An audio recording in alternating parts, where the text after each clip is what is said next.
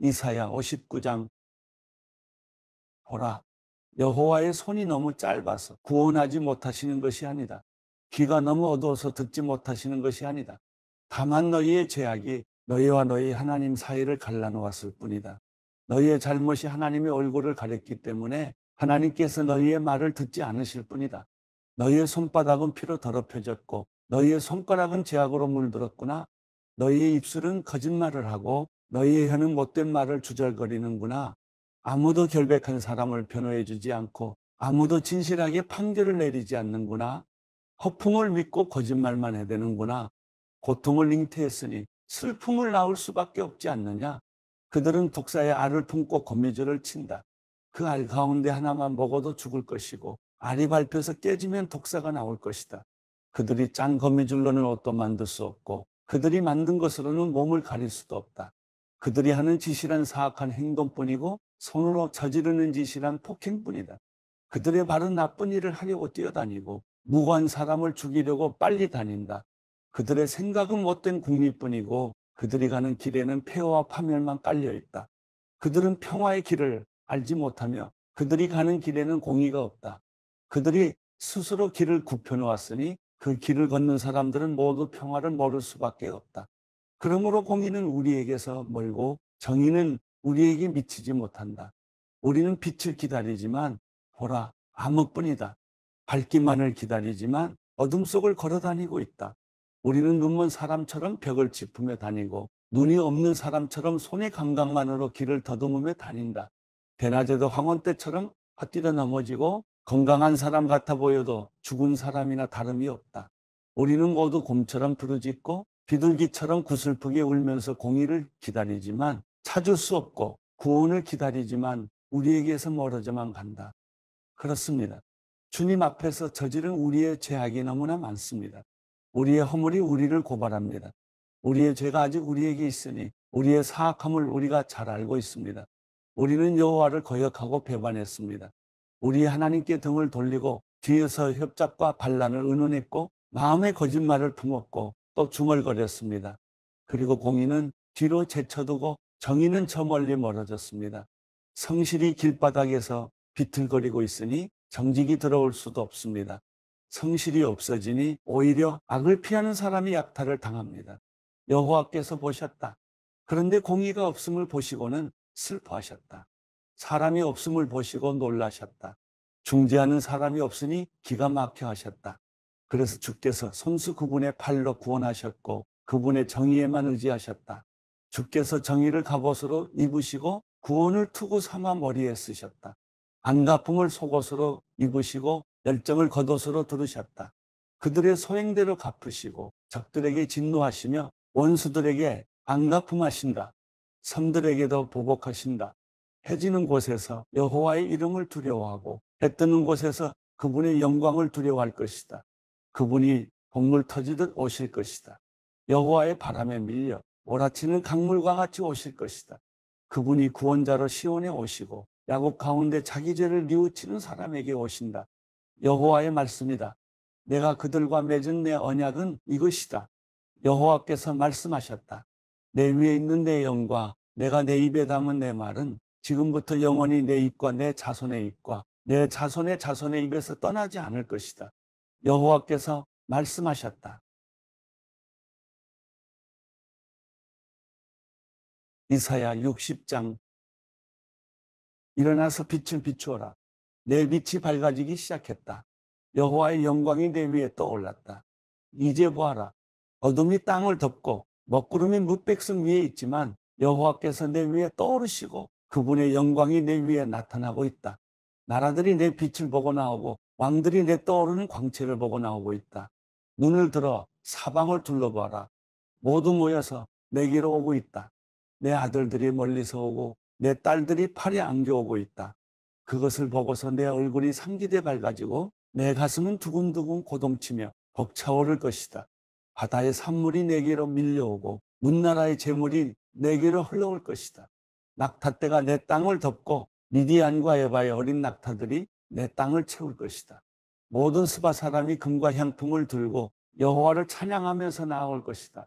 게달의 모든 양떼가 내게로 모이며 느바요새 순양들을 내가 제물로 쓸 것이다.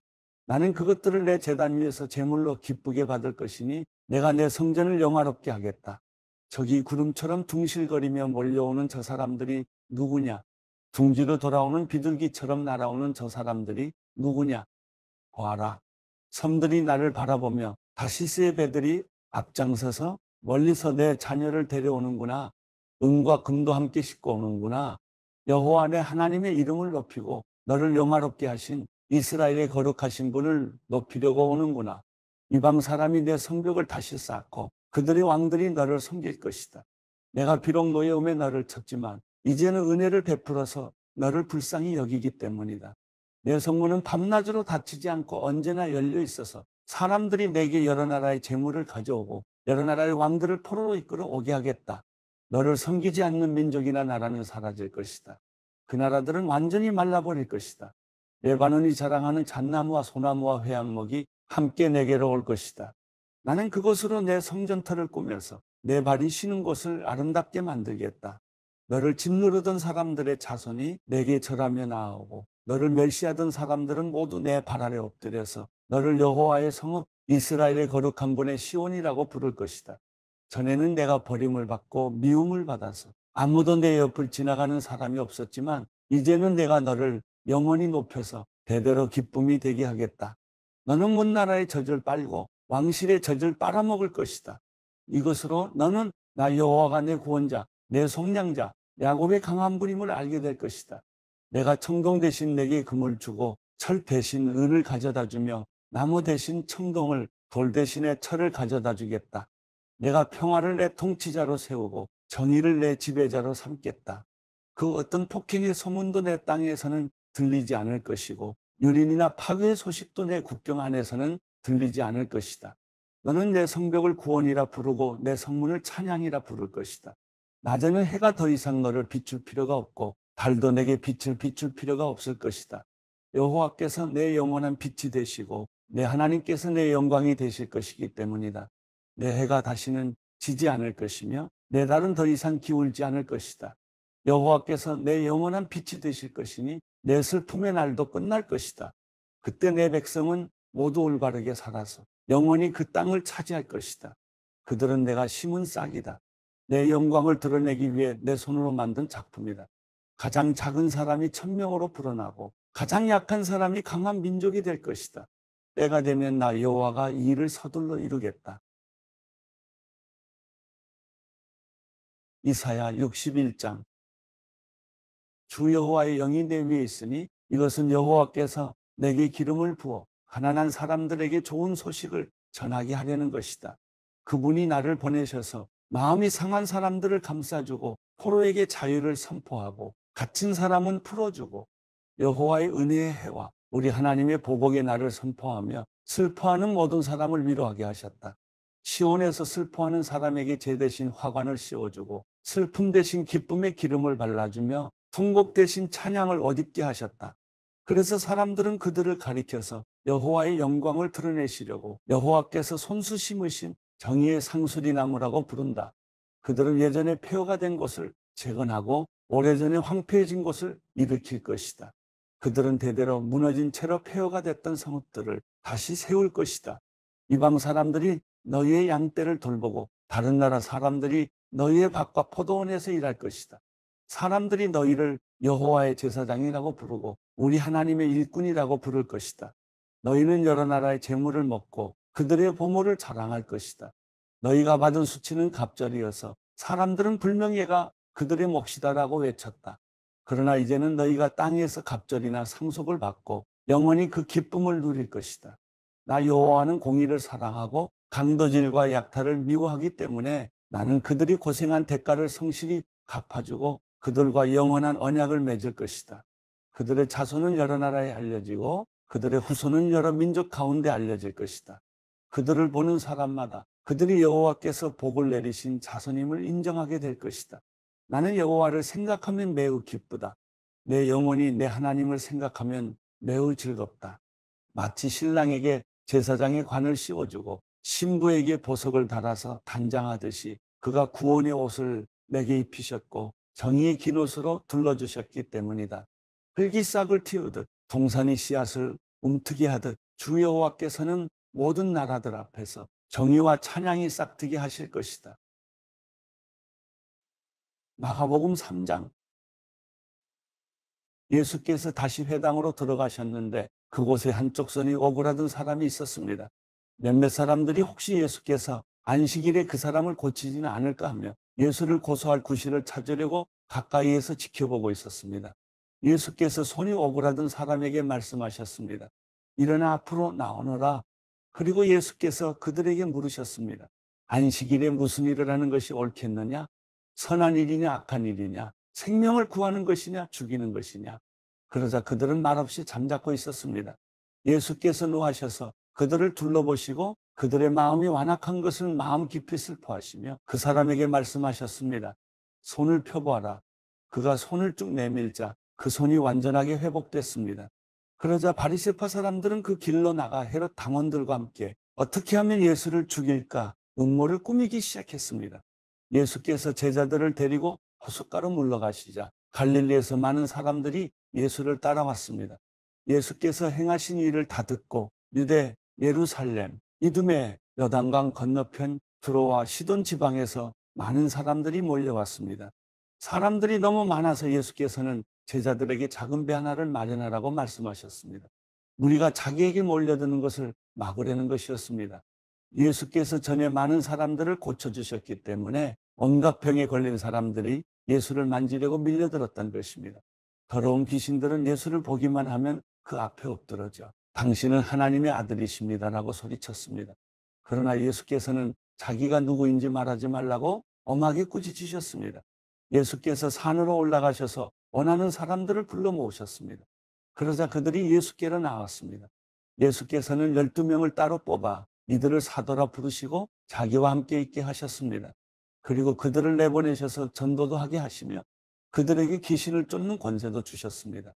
예수께서 세우신 12사람들은 베드로라 이름 지어준 시몬, 우리의 아들들이라는 뜻으로 보아느게라 이름 지어준 세베대의 아들 야고보와 그 동생 요한, 안드레, 빌립, 바돌로메, 마태, 도마, 알페오의 아들 야고보, 다데오, 열심당원 시몬과 예수를 배반한 가룟 유다였습니다. 예수께서 집으로 들어가시니 또다시 사람들이 몰려들어 예수와 제자들은 음식 먹을 겨를조차 없었습니다. 예수의 가족들은 예수가 미쳤다라는 소문을 듣고서 예수를 붙잡으러 찾아다녔습니다. 그래서 예루살렘에서 내려온 율법학자들이 말했습니다. 예수가 바알세불에게 사로잡혀 있다. 그가 귀신들의 우두머리에 힘을 빌려 귀신을 쫓아내는 것이다. 그러자 예수께서 그들을 불러놓고 비유로 말씀하셨습니다. 사탄이 어떻게 사탄을 쫓아낼 수 있느냐? 만일 한 나라가 서로 갈라져 싸우면 그 나라가 제대로 서 있을 수 없고 만일 한 가정이 서로 갈라져 싸우면 그 가정이 제대로 서 있을 수 없다. 만일 사탄이 스스로 반란을 일으켜 갈라진다면 제대로 서지 못하고 스스로 망할 것이다. 먼저 힘센 사람을 묶어놓지 않고 그 집에 들어가 물건을 훔치는 사람은 아무도 없다. 묶고 나서야 그 집을 털 수 있는 것이다. 내가 너희에게 진실로 말한다.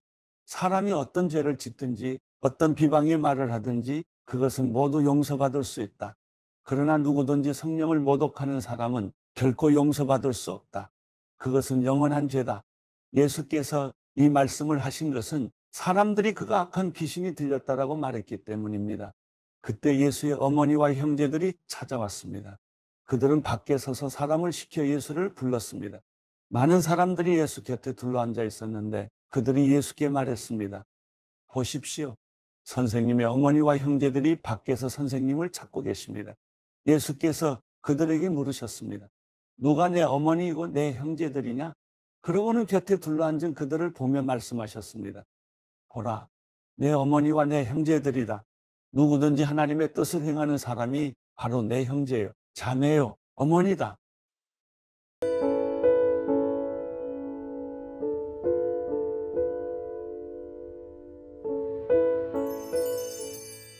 시편 122편. 그들이 여호와의 집에 가자라고 했을 때 나는 기뻐했다. 예루살렘아, 우리 발이 내 성문 안에 서 있다. 예루살렘은 밀집된 성읍처럼 지어져 있으니 지파들 곧 여호와의 지파들이 그곳으로 올라가 이스라엘에게 주신 율례대로 여호와의 이름에 감사를 드린다. 거기 심판의 왕자가 다윗의 집에 왕자가 있구나. 예루살렘의 평화를 위해 기도하라. 예루살렘을 사랑하는 사람들이 잘 되게 하소서. 그 성 안에 평화가 있게 하시고 그 궁전 안에 번영이 있게 하소서. 내 형제들과 친구들을 위해 내가 내 안에 평강이 있기를 바란다. 라고 말하니라. 우리 하나님 여호와의 집으로 인해 내가 내 먹을 구하리라.